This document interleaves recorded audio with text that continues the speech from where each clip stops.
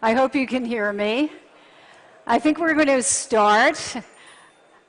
The last panel was fascinating and took a little bit more time, but we're going to try to make this as fascinating as possible as well, in a different, kind of a different direction, which, as you know, is the economic part of the equation. I'm Jill Doherty. I am, I guess, a former, or as we say, recovering journalist. I worked with CNN for about 3 decades, mostly in the international side of CNN, especially in Moscow.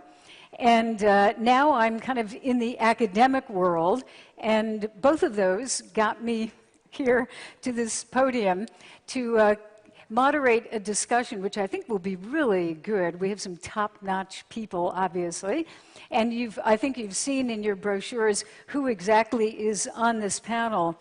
But maybe I'll introduce them and then set it up. I'll give you a roadmap of what we're going to do. It's now about 5:30.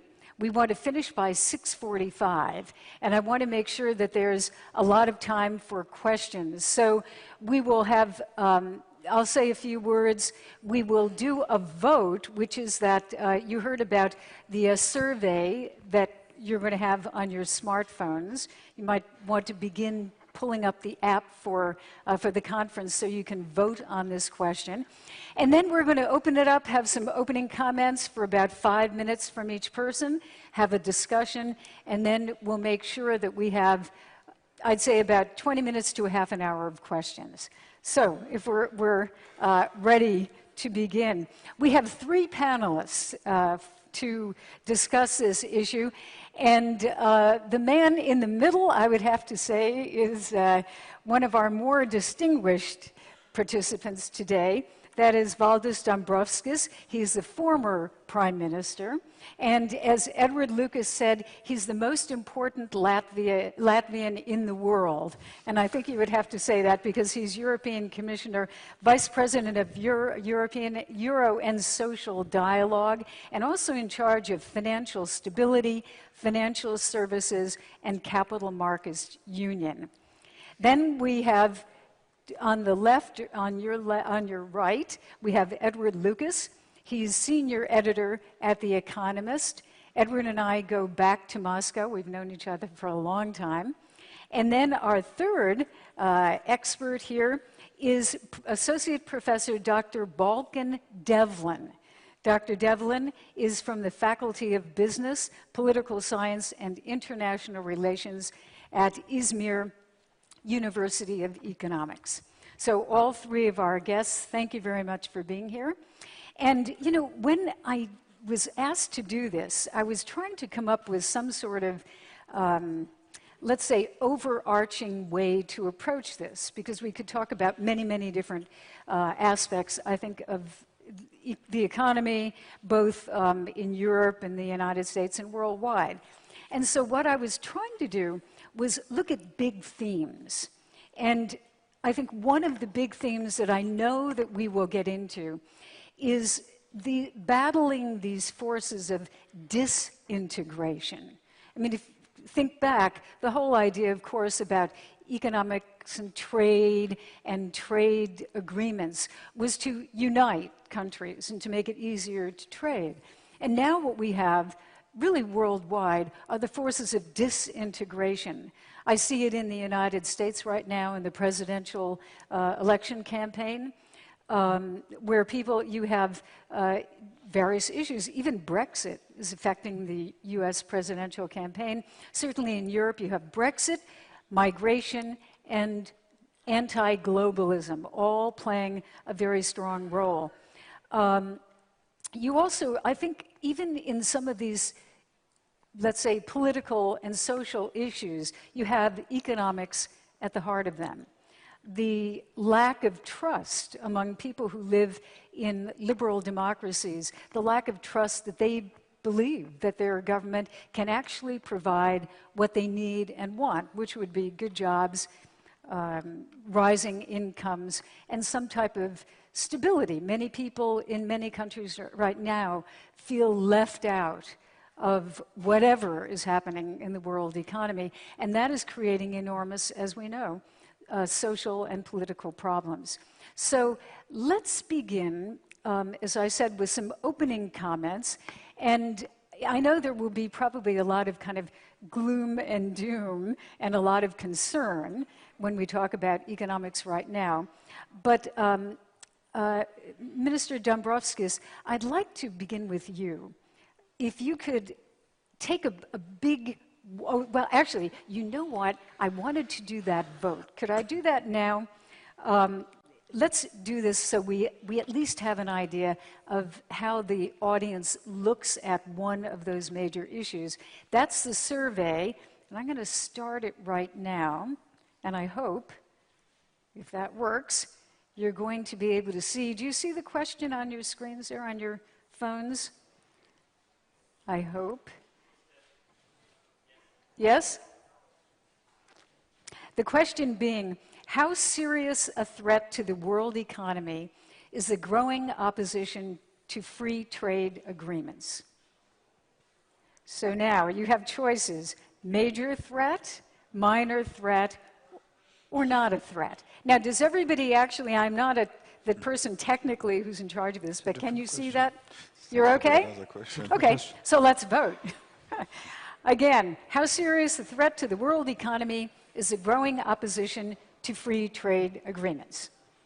And we give, what, 2 minutes, I guess? Whoops, wow. Okay, major threat is leading at 73%. Minor, not too many people think that it's, and no one so far thinks that it's not a threat. So it looks like, okay, I think the vote, I'll say stop survey. And let's see. That's a different wrong question on there. There it is. Okay. Is that the only, are you seeing it up there too? Okay, great. So we have major threat 73%, minor 27, whoops, less. Oh, all right, it's changing. 82%, minor threat 18, and not a threat 0. So that certainly sets us up for the gloom and doom scenario that I was outlining. So Minister Dombrovskis, could you start us out with, I guess the question would be, where are the people who are in charge, the people who presumably are going to solve these problems, where are they taking us? Are there good, workable ideas out there to bring some type of hope to people in many countries that the economy, that they will not perish in these new economies? Good afternoon. Thank you for this question. First of all, of course, I would like to thank the organizers of Riga conference for this, as always, excellent organization of the event, and to move to the question on the global and European economy. And I would say not everything is doom and gloom. If you look at the global economy, economic recovery is continuing. So IMF most recent forecast is a growth of global economy at 3.1% this year and 3.4% next year. And also, if you look at the EU, we are currently expecting 1.8% growth in the EU, and actually we are in a 4th year of economic recovery. And actually we are seeing that finally all 28 EU member states are getting back to the economic growth. Until recently it was 27 member states, the only exception being Greece. But now also with Greece, with the completion of the first review, with the Greek loan program being on track, also Greece is returning to the economic growth. So we can also talk that there is a broad-based recovery. So what is the issue here is that indeed this recovery is still very modest. So the task is to strengthen this recovery and make it more sustainable. And this is something which is very much on global agenda, on G20 and other fora, and it's very much also on EU's agenda. So probably I will start with the EU's economic policy priorities to actually strengthen the recovery. And there are three priorities we are concentrating on. First is investment. Actually, one of the first initiatives of this European Commission was Investment Plan for Europe, well, also known as Juncker Investment Plan, to mobilize at least 315 billion euros of both public and private investment within 3 years. And now we see that already after the first year of operation, projects which had been approved so far had mobilized somewhere in the range of 138 billion euros of investment. So we are now extending and expanding the plan, expecting it to generate up to €500 billion of investment by 2020. Second priority is structural reforms to modernize our economies and to strengthen the competitiveness. And structural reforms may mean different issues in different member states, but some of the recurring issues are issues related with labor markets, finding the right balance between flexibility in labor markets and security for employees, so-called flexicurity concept. There are issues related to long-term sustainability of our social systems, given the population aging. On taxation, where our general advice is to shift away tax burden from labor, especially low-paid labor, to other tax bases less detrimental to growth, opening up closed professions, and a number of other areas. And our third priority is still fiscal responsibility. And there one can say that indeed average budget deficit in EU continues to go down from 2.4% of GDP last year. We're expecting it to go down to 2.1% this year.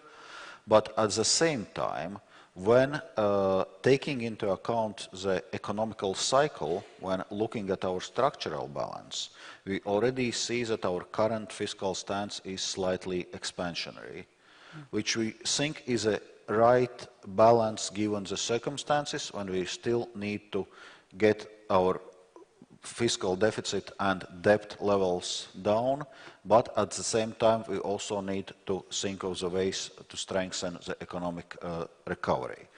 So we believe that by pursuing these policy priorities, we can strengthen the recovery and make it more sustainable. Thank you.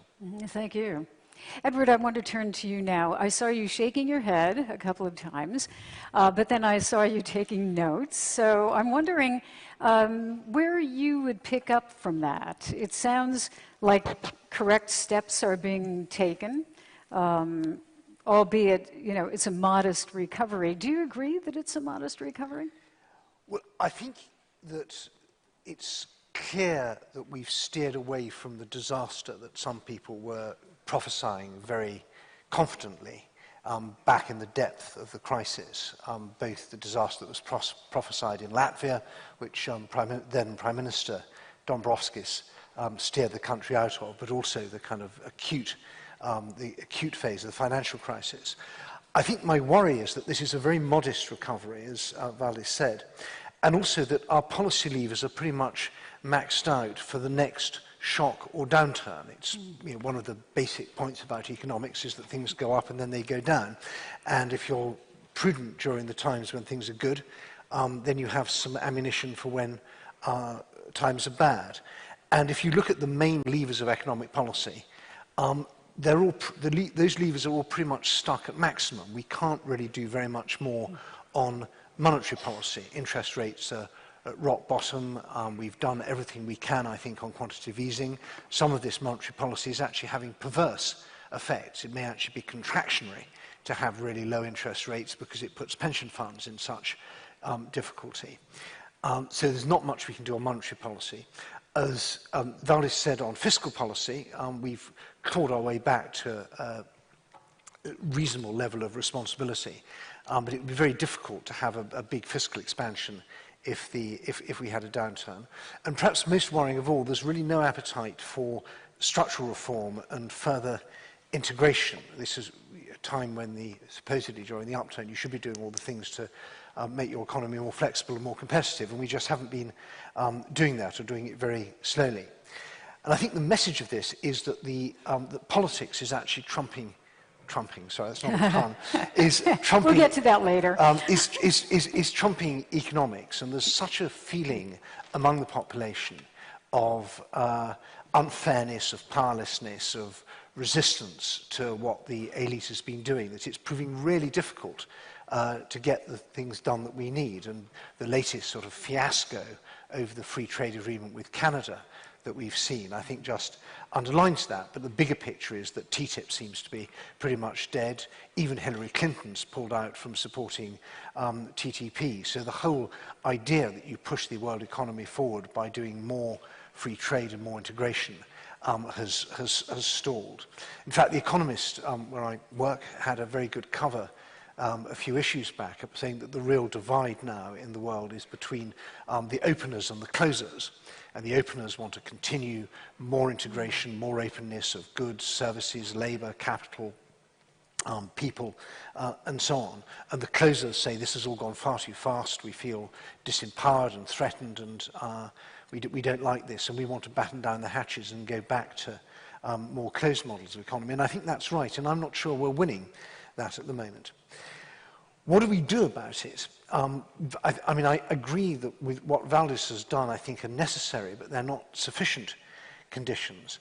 I think we need to be much tougher on what one might call corporate welfare and rent seeking. If you want people at the bottom to feel that the economy is being run fairly, you really need to go after the unjustified privileges of the rich, and that's everything from looking at the way in which we tax land, for example, and land value, through to the sort of privileges that cartels and well-connected companies enjoy. So making sure that competition and disruption apply to the rich and the privileged as well as the people at the bottom. Continuing to clean up our financial system, and our banking system, which brought us into the crisis last time, is still, I think, at best one can say it's convalescing. And there are a few countries, Canada, which we are all very grateful to here in Latvia, has got a very strong banking system. The Swedish banks are very strong. So you can have a strong banking system, but most of Europe is still afflicted with banks that are far too weak and not able to send credit flowing to the economy. So we need to do a lot more on that. And of course, that's very difficult. Because if you say, let's clean up the banking system, that means getting the banks to put all their assets in a bad bank, maybe selling those assets off. That means people losing homes, businesses going bust, a lot of creative destruction in the economy. And when we see that in Greece, and when they try and do that, people riot. There was a great story in the Wall Street Journal about a notary who was trying to oversee the sale of an apartment block or a building which belonged to a bank that had gone bust. And people stormed into her office. She hid under the desk. They beat her up, pulled her file out from which she was sitting on, and ripped it up. That's what happens when you start, when people are really desperate and unhappy and you're trying to clean up a financial system. So it's not easy. I think we need to do a much better job in cushioning people from shocks. The North European countries are really good at doing this with unemployment insurance and wage insurance and so on. But if I think we were far too overconfident, far too blithe in the past 20 years about what the losers from globalization would do. And we thought, well, they'll have to like it or lump it, because the world's globalizing, you can't stand in its way. Well, maybe you can't stand in its way, but they will vote, and they will vote for Brexit, and they will vote for Trump, and they will vote for AFD or the Sweden Democrats or anybody else. And the reasons are often very inchoate. It's a mixture of worries about economic change and social change and migration and so on. But so long as we live in democracies where these people can vote, we need to take that much more seriously. And then finally, we do need to push ahead with keeping the economy open and making it more open. So I say particularly in the European Union, we really need to get the digital single market going. This is so important. It immediately adds a couple of percentage points to economic growth. And we have a fantastic single market in goods. We have beginnings of a single market in services, although not really enough. But it would be so important to push ahead with the digital single market. And I think we need to make the Eurozone, and I'm sure, I know Valdis will say there's great political obstacles to this, but I think the common currency has got to be backed by really strong institutions. You can't do this without, I think, without a banking union and without fiscal transfers. It just becomes politically unsustainable. And then finally, we've got to push ahead with free trade agreements. We've got to try and revive TTIP, and we hope the Wallonian legislature, whatever it is, has now passed the CETA. But we've got to keep, global trade is the great engine of prosperity. This is what has lifted hundreds of millions of people out of poverty over the last 30, 40 years. It's the greatest engine of wealth creation and prosperity that the world has ever seen. And we are allowing the sand to get into the gears, and the gears are going slower and slower and slower. And in some cases, they're going back. And I think this is, I'm sorry to be gloomy, but I do think it's a very worrying time. Thank you. Professor Devlin, Edward was talking about cushioning people from shocks. And we can all see how these shocks are having real political ramifications.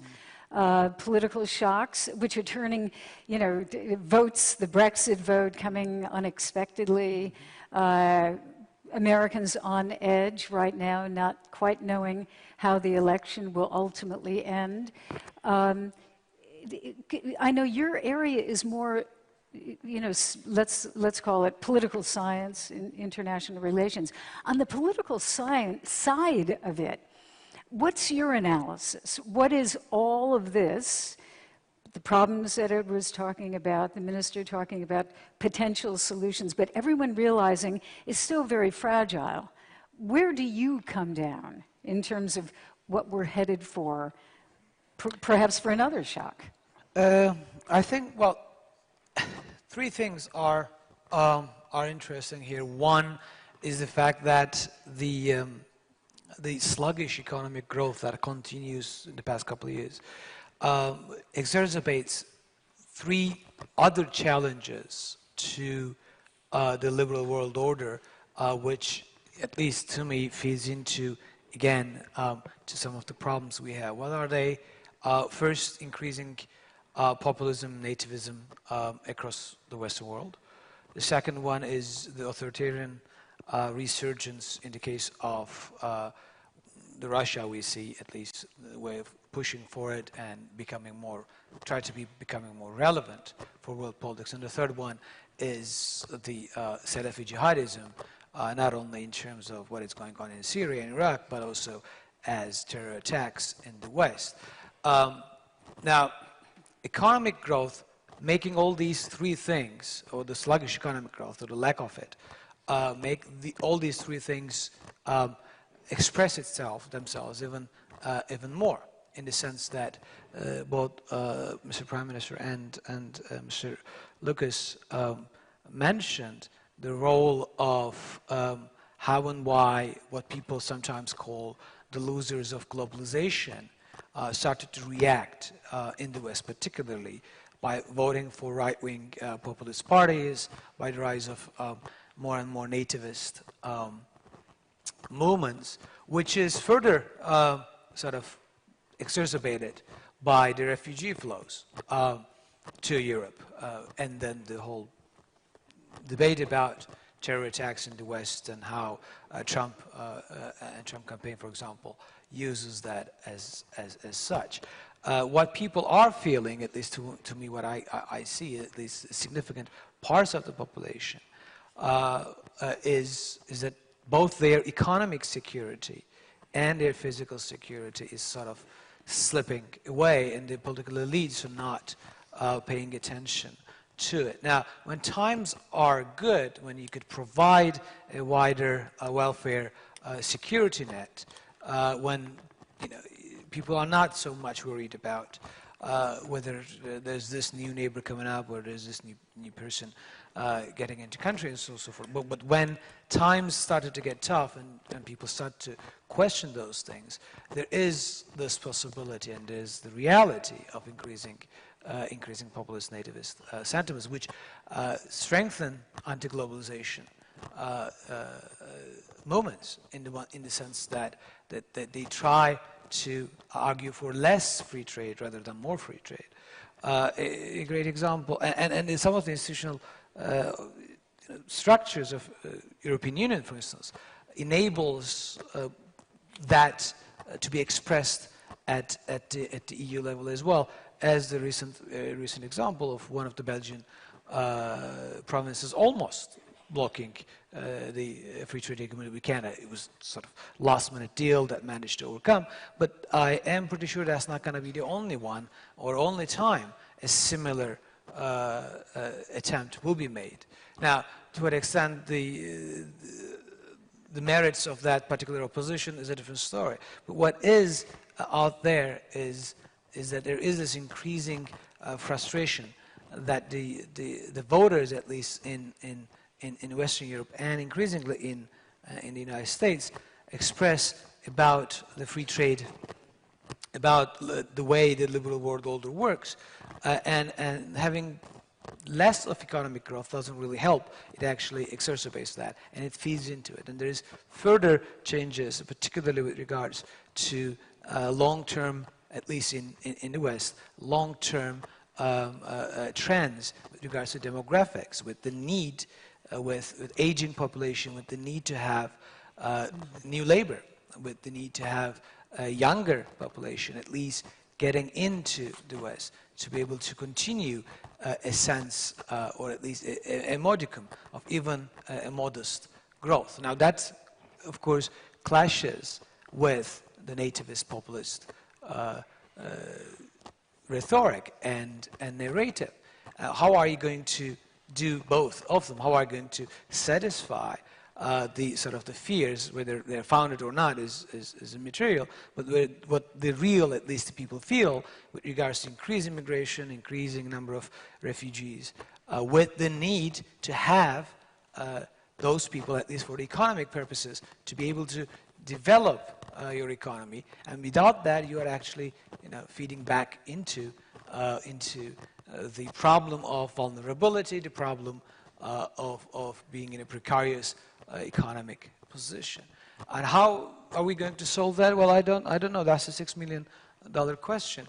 But I think two things are obvious. One is it is no longer possible to go back to the way things were, say, in 1990s, when everyone is arguing for more and more free trade and open trade, and sort of the Washington consensus being the rule. That is at least not politically possible. But it is obvious that reversing the direction, engaging in protectionism, engaging in policies that limit trade, limit globalization, financial globalization, etc., will not work either. We have been down that road before in the interwar years in early 20th century. And that's not gonna, we know how that turns out. It's not a good idea anyway. Whatever we need to come up, we need to be able to do two things. One, we need to be able to develop a cushion, as Mr. Lucas was said, a form of cushion for the most vulnerable of the public, to provide them with a sense of security. And the second thing we really need to be paying attention to is that we need to be able to sell this idea to the voters, especially in the West, that globalization and free trade is not, it might look like it's hurting, and we are providing these extra measures to take care of it, but protectionism, etc., is not the way to go. I will let that that one. Thank you. Minister Dombrovskis, both gentlemen have mentioned this issue of aging.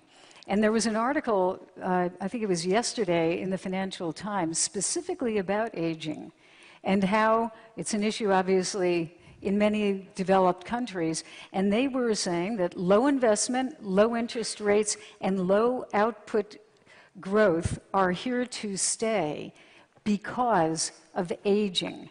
Do you agree that this is one of the chief problems that the West has right now? And if so, I know this is, you don't have all the time in the world probably to explain it, but how do you deal with an aging population?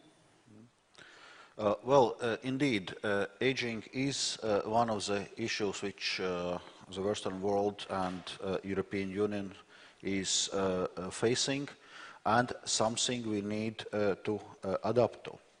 Of course, there are things we can do, provide some stimulus for improving the demographic situation. There are things we can do through the legal migration, through some other avenues, but it's also clear that actually we will need to adapt to the fact that population is aging, that there will be less people of working age to support people of pensions age. Actually, some rough estimates say that it could go from 4 people at working age to 1 person above 64 years by somewhere mid-century or 2060. It could go actually to 2 people of working age supporting 1 person over 64 years. So indeed, this challenge is very there.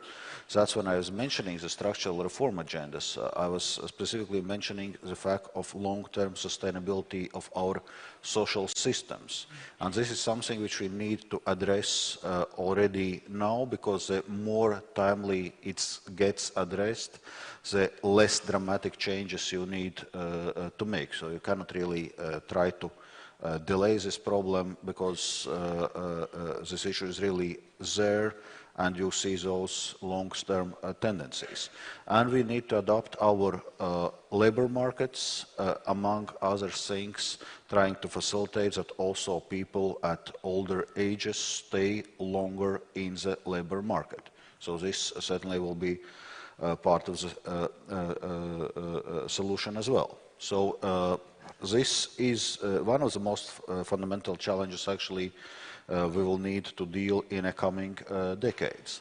But I would say both speakers also mentioned another word in one form or another, which I also wanted to emphasize. It's inequality.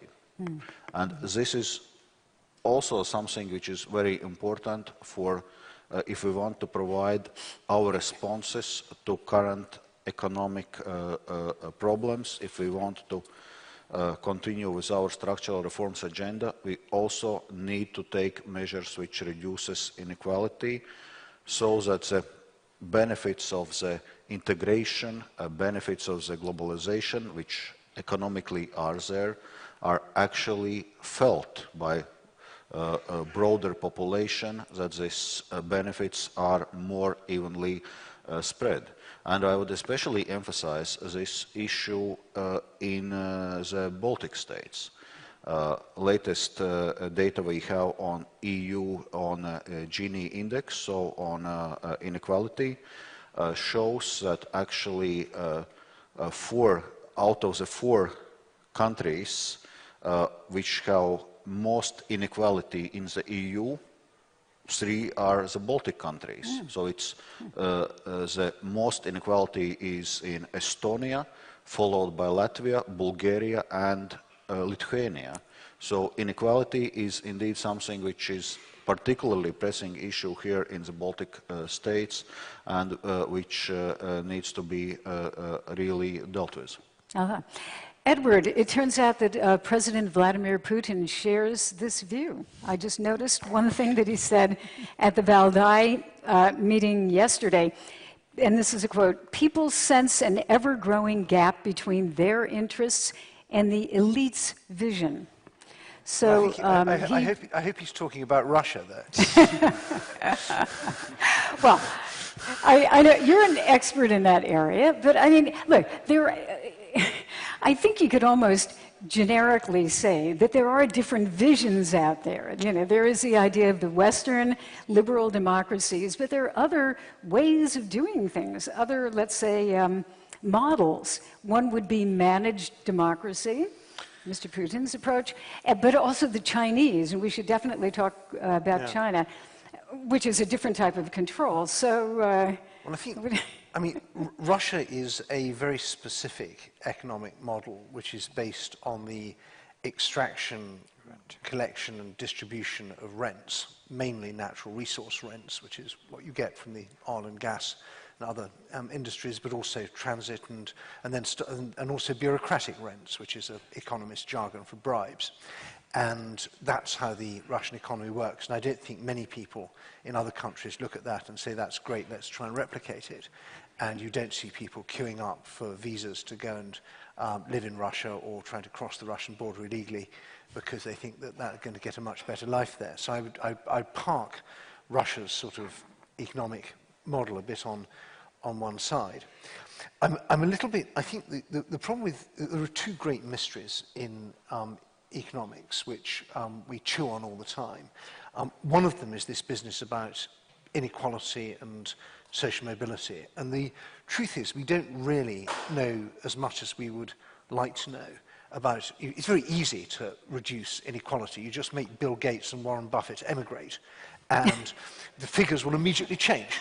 You get rid of a few rich people, and the gap between rich and poor will look less. But that's a kind of simplistic approach. But it's an easy problem to talk about. I prefer to think about questions of justice rather than questions of equality, because I think justice is a much crunchier concept. And if you say, how is the pain of change being shared, and is the pain of change being shared fairly and justly, and are the benefits of economic growth being shared justly, that's a more powerful concept than equality. The other big mystery, and this gets onto aging, is productivity. We still don't really understand why sometimes we have spurts in productivity and sometimes it plateaus. And particularly with an aging population, this won't matter. If productivity is growing faster than the workforce is aging, we'll be fine. And if productivity continues to drop, as it's very low in my country, and it's one of the few things we can't blame on Brexit, because productivity was bad even before Brexit, then we're really stuffed. And so I think, you know, although I have the most enormous respect for academic economists, I have even more respect for them when they admit that some of the most difficult issues we face are ones that economics doesn't have very clear answers to. Well, let's turn to China, though, because I did bring that up. China is such an enormous force, obviously, in world economies. But you said, actually, you do have some expertise, obviously, in that area. How would you set up the equation? What is happening in China right now? What's the influence on the world economy? Well, I mean, the brutal truth is we don't really know anything about the Chinese economy because the figures are all fake. And they really are. I mean, Chinese GDP, real countries with real statistics produce GDP figures quite slowly, and they are fairly bumpy, and there's a lot of revisions. China produces GDP statistics with incredible speed, usually very suspiciously round numbers that exactly fit the plan. So, I mean, yeah, it's an interesting exercise in creative writing or creative arithmetic, but we don't, you know, there are huge problems in the Chinese economy, also huge strengths. And we are, you know, and I'm not sure even the people who run China know that. But I do think, I mean, the big point is that China is very heavily invested in the success of the world economy. It's what you might call a systemic competitor. It wants to do well, it wants stability, it wants to continue to grow, but it doesn't want a fundamental change in the rules. There are other countries, and Russia would be perhaps the prime example, which are doing very badly in the way things are at the moment, and have a much bigger interest in playing some kind of game-changing card where they might do better. Mm-hmm. Professor Devlin, there are forces at play that go even beyond what we understand today. That would be robotics, artificial intelligence, different ways of producing, which will mean fewer jobs, no question. If it's bad now, as one person that I spoke to from the tech industry said, you ain't seen nothing yet.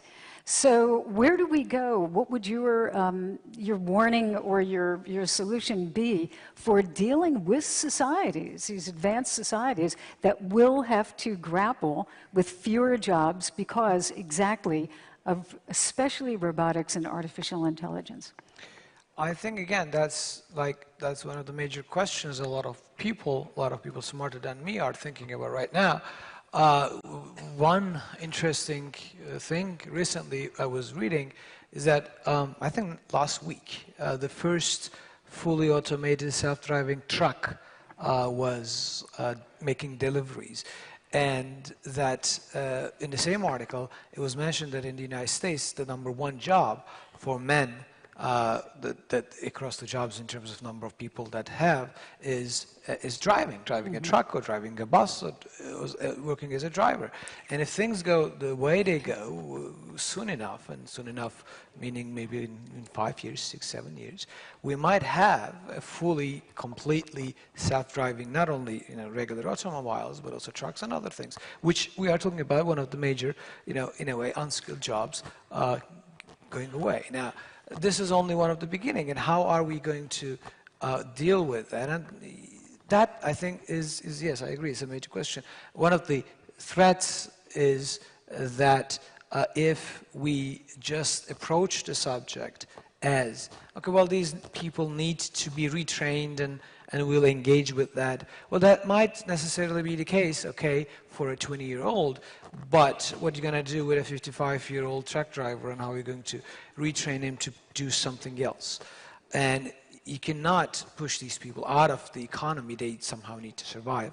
But it's not about handouts as well. So how to integrate the jobs or the loss of jobs and the people who are working in those jobs as a result of technological development should be one of the major issues we need to think, and I'm hoping a lot more people are thinking about it.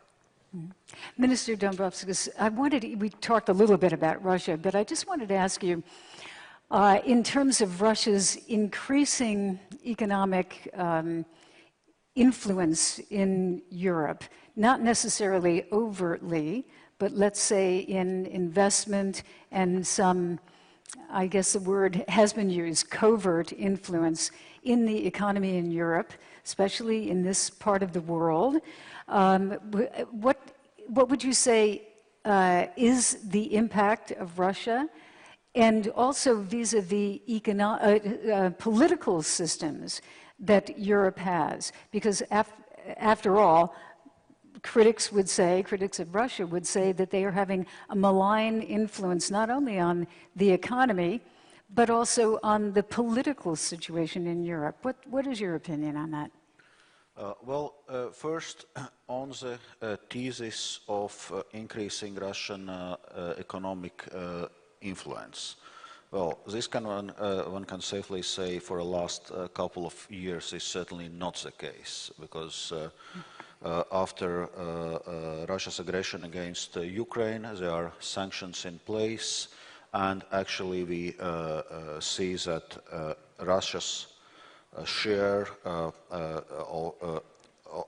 trade with the EU, Russia's investment with the EU, including in this part of the EU, in the Baltic states, is actually decreasing. So what is more worrying right now is actually the military activities. We see the military build-up, different kind of maneuvers which are taking place around the borders of Baltic states, other countries. So this, I would say, is more immediate concern, and that's, for example, one of the budgetary priorities of the Baltic states is actually now defense spending, among other things, actually making good of meeting the NATO criteria of defense spending of 2% of GDP. Then, as regards Russia's political influence and also communication influence, it's certainly present. There are a number of studies done to that end, and that's something which we also need to be aware of and counter if necessary. There are a number of initiatives also at EU level, including on the area of communication, where there is what's called East Stratcom Task Force to actually improve also EU's informative presence in the Eastern Partnership countries, and also to deal with different kind of disinformations. And same issues are being dealt, for example, with in a context of NATO with Stratcom, which is also one of the purposes of this unit. So this is something indeed which we need to pay close attention to. Thank you. Edward, I know you want to jump in, and then I think that'll be our last comment, and then we'll go to questions from the audience. Yeah, I mean, I completely agree that Russia is no longer the Eldorado that it were 15, 20 years ago. You had people absolutely convinced that Russia was the most important economic prospect in Europe, and that politics should just get out of the way and allow trade and investment to flourish in this tremendously important and attractive emerging market. And it's true, absolutely, people aren't saying that now. But I think one has to be very careful about saying that that means we don't need to worry about Russian economic power and our economic security, because Russia doesn't need to have all the levers, it just needs to have some. And so here in Latvia, for example, this country has a lot of Russian deposits in its banking system, offshore, effectively offshore deposits. Now that's something Russia can pull the plug on very quickly. And I don't know how the Latvian population would react if they were told we have to find another couple of billion euros for another Parex-style bailout. I'm not saying that's going to happen, but once we have these pockets of vulnerability, Russia sees that. It sees, for example, in the City of London, that the city is very worried about the effect of sanctions on its very lucrative trade of dealing with Russian deposits. If this was an off-the-record session, I might use another word other than dealing. But there's plenty of other countries, Luxembourg, Austria, Cyprus, where dealing with Russian financial flows is very important, and that creates vulnerability. Or then look at Italy. Italy, Prime Minister Renzi is very keen to try and get crank up economic growth, even by just a fraction of a percentage point. And Russia's important for all sorts of industries. And there is Renzi, Italian industries, and there's Renzi saying, I don't want to have any more sanctions, in fact pushing for sanctions to be lifted. So what Russia is very good at doing is pulling together these elements, whether it's economic power, energy, finance, espionage, propaganda, all these different military saber-rattling, and pulling them all together and creating a kind of joined-up threat. And we are not nearly so good at finding a joined-up response. Okay, I think it's time for questions. Let's see, do we put up the lights so we can see where everyone is? And I think there's some microphones that we'll be giving out. And also, if you could please identify yourself at the top and then ask your question. There's a gentleman right here in the middle. Right here. Stand up. Yes, if you stand up, that would help. Okay. Thank you very much for the panelists for raising some great issues, and the moderator. Really appreciate the issues you've raised. Could you identify yourself? Yes, I'm sorry. Hamid Lajavardi, American Baltic Investments. The contraction of the Great Recession has had many facets. One that I would like to concentrate, two that I would like to concentrate on, trade and cultural issues, which in my opinion reinforce each other. About trade, of course, we all know that trade is a great connector and an expansionary force in economic growth throughout history. You have a small half nation, Wallonia, that's probably around less than 1% of the EU population, sabotaging an agreement that has taken about 7 years to put together. Is it time that in terms of ratifying trade agreements, the EU steps away from absolute majority? Okay. Minister, I think that's and the other part, sorry. If you quickly, okay, yes, we want to get quickly. a lot of... Yes, very you. quickly. Cultural issues that have arisen from this contraction, which I don't hear many people talk about, but I think they're very real based on a lot of studies, especially in the United States, as racism and xenophobia. versus tolerance and integration.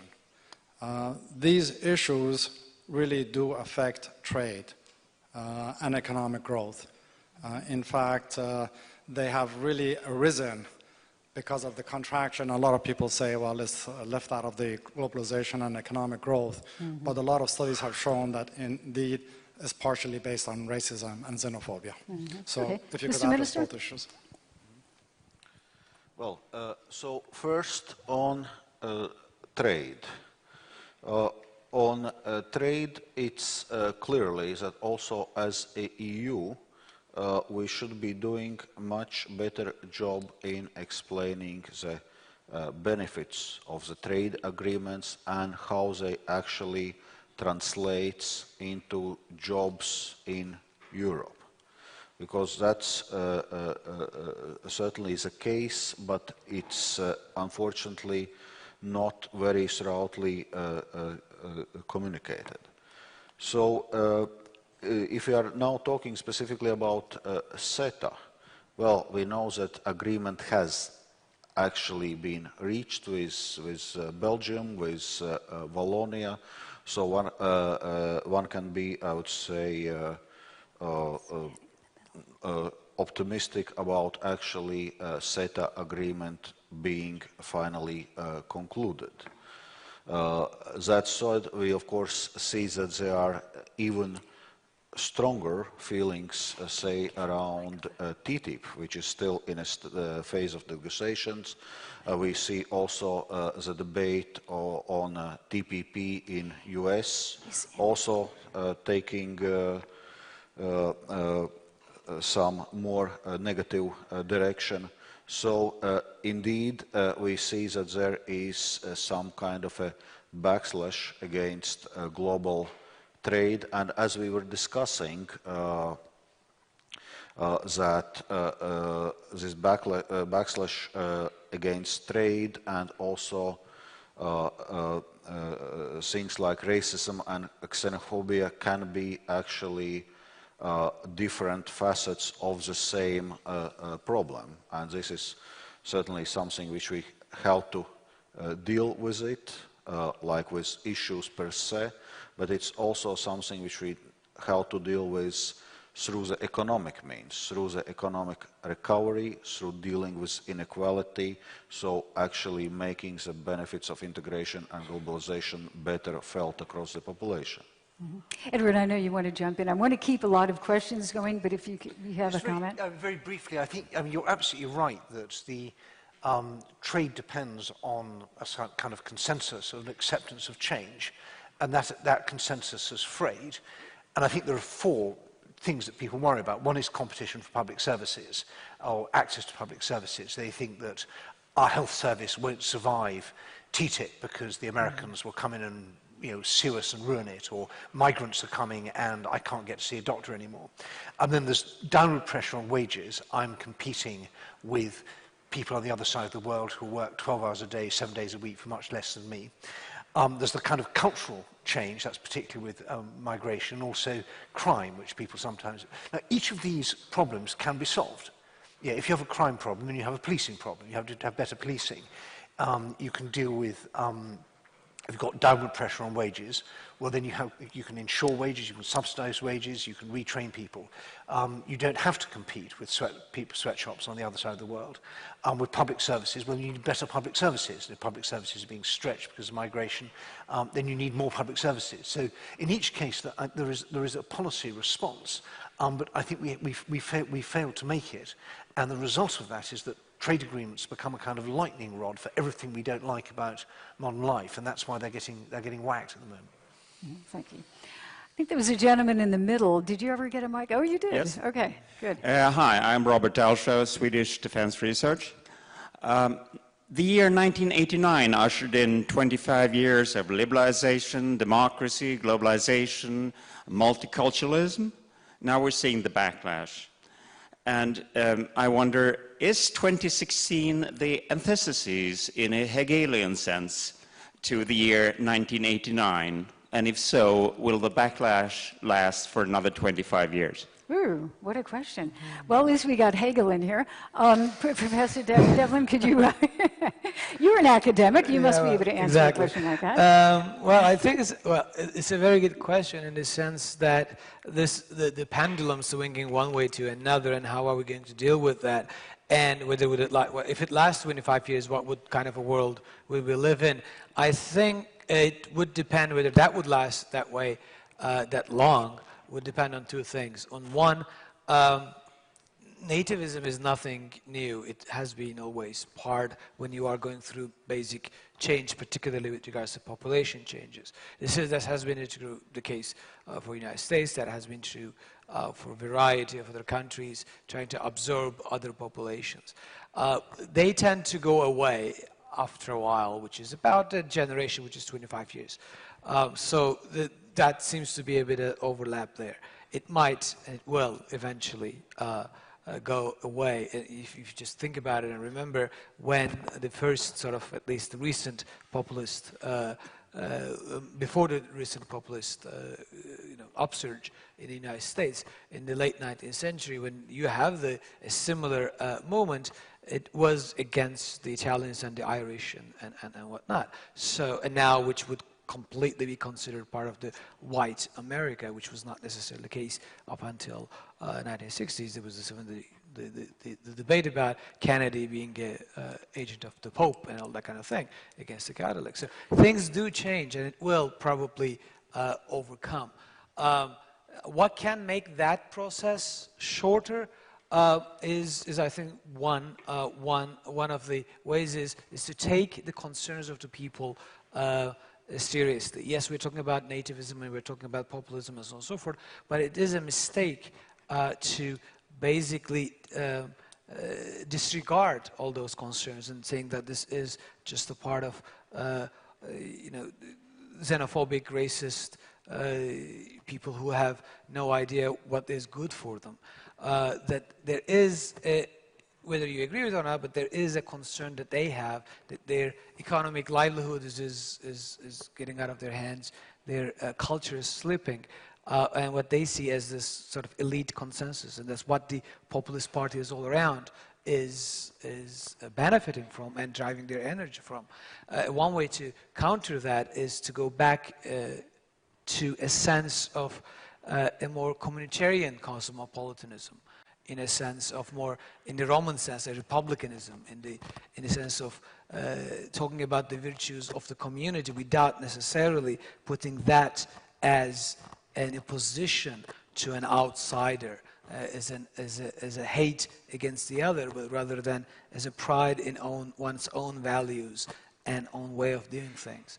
And fostering that sense of more communitarian laden cosmopolitanism is one way to, I think, limit at least the time for that particular backlash. But it will take its course. I don't think it can be cut down very quickly. There's a question way in the back. Oh, there you are. And yes, if you could identify yourself. My name is Zhang Linze from China, now doing research at UCL. I'm just making a quick comment about Chinese GDP. I think it's a very interesting issue. You just mentioned that the Chinese GDP has been, it's all fake. Well, in China, we Chinese also question about our GDP, so I leave that. Well, the truth is that whether it is underestimated or overestimated, in my opinion, I think it is far underestimated, because if you look at the indicators of Chinese GDP, you can see from there are many indicators such as real estate, the transfer of land, has all there. We do not calculate those indicators in Chinese GDP. If you know the Chinese, the growth of real estate and land, so you will see that there will be a very, yeah.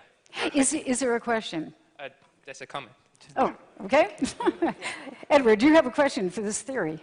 Yeah, I think the real point is that GDP is a very bad, whether the figures are real or invented, GDP is still a very bad measure of economic activity. It was a constructed in another age and measures things that either don't matter or are actually quite hard to measure. But I do think, and you're absolutely right, there's a lot of stuff in the Chinese economy which is absolutely stonking ahead. There's other things that are huge buried problems, like the bad debts in the banking system, which are state secrets. And it's very difficult if you cover the Chinese economy. It's one of the few economies in the world where you risk going to jail for leaking state secrets, doing what in other countries would be regarded as journalism. But I just want to very briefly on the 1989 question. It's an excellent one. I think the real point here is that in 1989 we assumed that the Western political and economic system wasn't just better, but it was perfect, because it was so much better than communism. And it was entirely right to try and make as many countries in the former captive nations as possible adopt Western-style politics and economics. But I think that we baked in a lot. There were actually, if you look back at the 80s, there were all things wrong with the West then, and some of them are still wrong now. And we've been, I think, a bit slow in accepting that. You know, I just wanted to, before we get another question, Minister Dombrovskis, I wanted to ask you something. I was in Georgia, Republic of Georgia, recently, and some people were making the point that it's a specific issue, but it's broader, that Georgia wants to join NATO, the EU, it wants to be part of the West. But the prospects of its joining NATO are not very great right now, obviously. So the worry there is that because they are being told to wait, some people, the Georgian population, may think, I don't have time to wait. Why, you know, Europe maybe doesn't want us. And ultimately, it might be easier to deal with the people that we know. And the people that we know are usually the Russians, or at least a system that existed when the Soviet Union existed. And now, to a certain extent, there are Russian businesses investing all over the place. How do you answer people in those countries that are really on the border, that have not joined Europe or have not joined NATO, and who say, I want to, you know, throw my dice with Europe, but maybe they don't want us?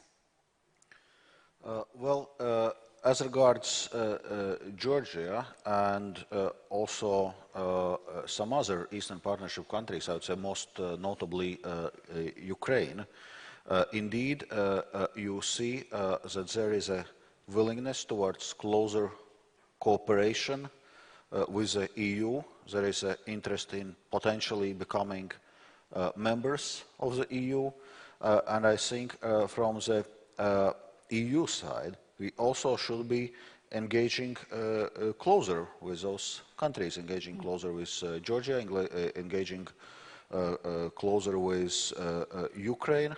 Well, we know that the political reality is such that the EU membership for those countries certainly is not an issue of the nearest future, but at the same time there are other ways how we can engage with those countries through the association agreements and actually using the full potential of those association agreements through free trade agreements, well, like DCFTA with Ukraine, through visa liberalization, something which actually citizens of those countries can see as a tangible sign of getting closer to Europe, through a sectoral cooperation in a number of areas.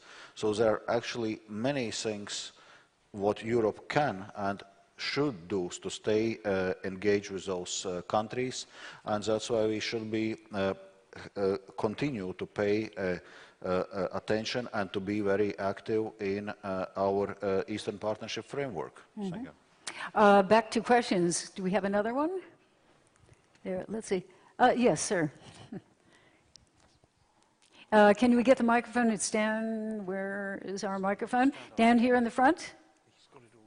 Oh, you do? You have? He does have it? No. There's a chap at the back. Oh, I'm sorry. I didn't realize it was somebody who already had it. Sir, why don't you go and then we'll move down to the front. We can hear you from there. No, you can ask a question. Sure. Sorry about that. Yeah, my name is Karthik Desai. I'm chairman of the board of SIA Baltovens. My question is about the Chinese impact. Now, on the one hand, EU has a greater stress for increased defense expenditure. On the other hand, there is going to be a greater impact from WTO provision. In December 2016, just 2 months away, China is going to attain market economic status under section 15DA2 of WTO accession protocol. So according to this provision, there will be no anti-dumping legislation against any Chinese produces. We are just 2 months away. How best are the European industries equipped to take on this challenge? Okay. And secondly, let's deal with just one. Sure. I think that's probably sufficient. Yeah. Minister Dombrovskis, do you feel that you can handle that? Thank you. Well, indeed, market economy status for China, it's something EU is currently working on, while also working on appropriate safeguards for EU industry, because this, I would say, is a misconception if the country is has a market economy status, that it cannot be subjected to the anti-dumping measures within the WTO framework. Actually, the fact is that it's happening within WTO that also countries with a market economy status are subject to those anti-dumping measures. There are examples where, for example, US is applying anti-dumping measures to certain EU countries, and so on and so forth. So there are still ways how actually also we can protect EU economy, EU industry against certain trade practices. Mm-hmm. And now I think we'll get on to this gentleman in front. Thank you.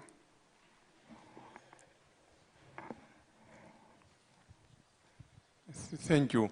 My name is Alexandros Realis, and I have the honor to represent Greece in Latvia. Vice President Dombrovskis said in his introductory remarks, among others, that Greece is going back to economic growth. This is one thing. I would like to invite his attention on my son's comments this morning, 24 years old, when he asked me why in Europe, we had one day to find out we were in economic crisis. Where were the absence of checking mechanisms since the conception of Europe until that day? And a more general comment he made me, why his generation has to bear all the burdens of my generation. Actually, he told me, why you don't close the bills in your generation and to let our generation to be devoted to economic growth, to creativity in the whole of Europe. It is not restricted to Greece's borders, that. Mm-hmm. Thank you. Well, a couple of questions there. I mean, Minister, you're being asked a lot of questions. I can understand why. Could we all, maybe we start with Edward and then we'll go down the row.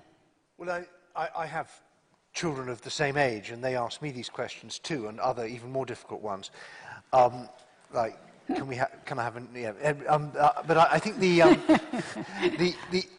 I mean, you raise a very important point that the Greek problem is fundamentally about debt and competitiveness, and the blame for the lack of competitiveness rests with the people who were running Greece over the last 20 years. The blame for the debt is a bit more widely shared, because for every reckless borrower, there's also a reckless lender. And one of the things that really annoys me about this crisis is that Greece is paying a huge amount of the pain for reckless loans that were made by banks, not least in Germany. And Germans were looking at very healthy, exciting 5, 6, 7, 8% returns on their euros for loans that were actually very risky. And when the loans went sour, instead of the German savers taking the hit, which is what should happen when you make a risky loan, the Greeks were told, now you have to pay it all back. Exaggerating and simplifying a bit, but I think that you're right to feel about, for your son and indeed for your own generation to feel annoyed about that. And there is, I think, Germany as the economic hegemon in Europe bears a very big responsibility for the prosperity of the whole country. And I sometimes worry that German economic policymakers look too narrowly at the German economy within the Eurozone and not enough at the wider issues in the Eurozone, particularly the welfare of the periphery. But I'm sure Mr. Dombrovskis would be happy to speak very bluntly and openly about this question.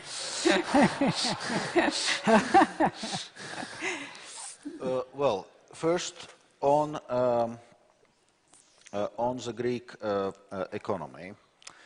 Indeed, one can expect that now Greece is turning back to the economic growth. So in the third quarter of this year, and next year we are going to see actually year-on-year growth in Greece as a whole. And actually this was happening already in 2014, and for 2015 we already were foreseeing very strong economic growth, or reasonably strong economic growth of some 2.5%. Well, then political developments led it elsewhere.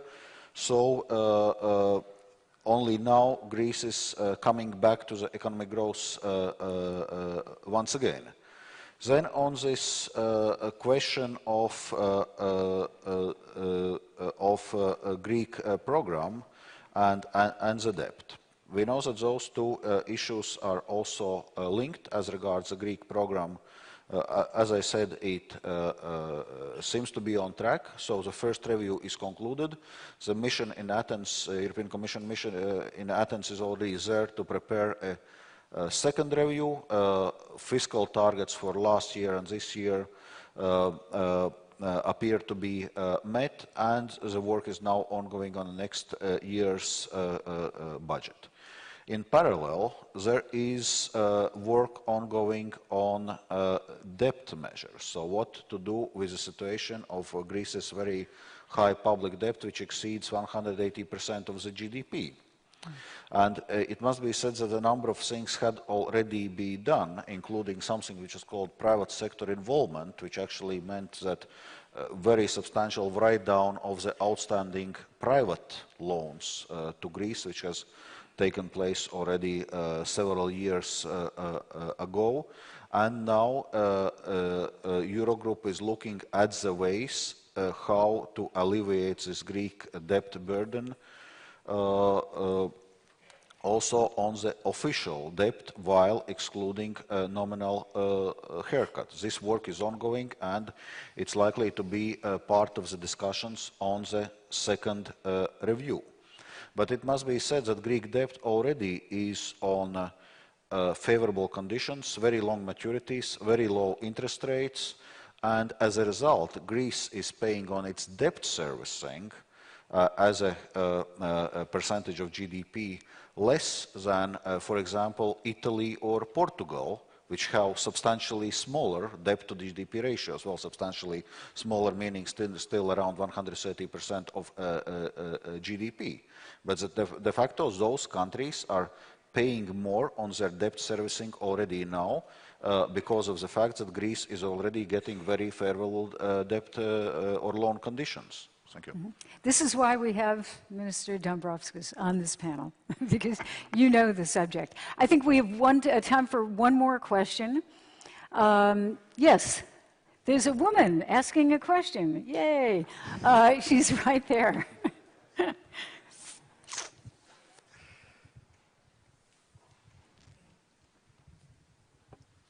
Hello. That's why I actually asked the question, for that very reason, looking at this monochrome, monogender panel and all the questions asked. I'm Latvian ambassador to the UK. My name is Baiba Braže, and I have the question to the gentleman. And that deals both with the inequality, but also with the digital issues. As the Prime Minister Dombrovskis rightly said, it's a digital single market that will advance us to the next century and beyond. However, the people also need to be advanced. So how do we create the equality in terms of digital skills, literacy, critical thinking, media literacy in the EU and beyond? Is the Commission the driver? Are the Member States the drivers? What is the UK going to do it? I mean, I've been surprised about the 3G quality in the UK, having 4G here and moving into the 5G in the future. what do we do about the people? Did Brexit had anything to do with it? Did people understand what they were doing? Thank you. Okay. Was that directed toward Minister Dombrovskis or to whom? Please. Pardon? Ed Lucas and Prime Minister Edward. Okay. Edward, you're on. Well, I think I need to start off with a series of apologies in ascending order of importance. First of all, that the broadband and mobile phone coverage in Britain is not up to Latvian standards, which is certainly true. And secondly, slightly more importantly, for Brexit, which as a Brit, it was, I think, one of the saddest, if not the saddest days of my life, that we voted to do this. And I still hope that it won't happen in quite the appalling way that it seems to be happening now, but that remains to be seen. You're absolutely right on digital and media literacy are really important. And I, having with 3 children who've all gone through what calls itself the British education system, I feel that we've got a lot to learn from other countries in terms, and you know, particularly with the idea of the digital dispossessed, people who basically don't have the skills to compete in the digital economy, is a problem which is going to be with us for the next 30 or 40 years if we don't offer particularly sort of catch-up. I do think, however, that one of the good things about the digital economy is it's broken the sort of state monopoly on education. You can now learn stuff free on the internet, remotely accessing the best teachers in the world for nothing. And that's true whether you're in Britain or Burundi or anywhere else. So I'm on the whole, I'm an optimist about the digital economy. And I do think that you know, and it is, particularly if we can have some kind of the digital single market within the EU, and maybe Britain at least staying in that, if not in other things. But you're absolutely right to highlight these questions of equality of access and the kind of rents that come if you're part of the cognitive elite, the sort of people in this room and our children, start off in life with such enormous advantages. They can live off those advantages for the rest of their lives in some cases, and unfortunately everybody else has votes. Mm-hmm. Professor Devlin, you have not gotten quite as many questions. This sounds like something you'd have an opinion on, and we're getting close to finishing, so could you give your thoughts on that? Sure. I think one way, and I actually wanted to add that when I was talking about robotics and advanced technology debate, and same goes for the digital skills, is one way to be able to train people and get them involved in how to deal with this digital gap. The other one, I think, is to think about ways of breaking the linkage between income and jobs. Now, we always think about, having an income is unless you are born rich somehow, or having won the lottery, you work in a job and you get income. Which increasing technology, making certain skills obsolete, and with the incoming increasing rapid change in technology, making a lot of people lag behind, endangers a lot of people's livelihood. Now, one way to do, and the economists among us would actually know this a lot better, one way to do is to develop some form of what they call basic income or universal income in certain places in Europe as well. Swiss actually sort of refused that in a referendum recently, but I think it was in Norway, in a local way, they're trying to implement that. So there's alternative ways of thinking about once we can actually weaken that link between having a basic set of income and having to have a job, then we can have people have more free time, less worry about whether they're going to feed themselves and their families, and then we can actually try to solve some of the problems that advanced technology, including robotics and all the other things that makes unskilled labor unnecessary. We can lessen the impact of that on the people's lives, and thus lessen that. It's totally incompatible with open borders. Yes. If you go down that basic income road, you're going down the road of national fortresses, where you have a very, very sharp divide between Norwegians who get the basic income and everybody else who doesn't. And I'm cautious about that. Yes. All right. Well, the debate can continue over dinner, because we're out of time, and that's the next event. So I want to thank our panelists. It was really a very stimulating educational discussion for me, and I hope for our audience. Thank you very much again. Edward Lucas, Minister Dombrovskis, and also Professor Devlin. Thank you.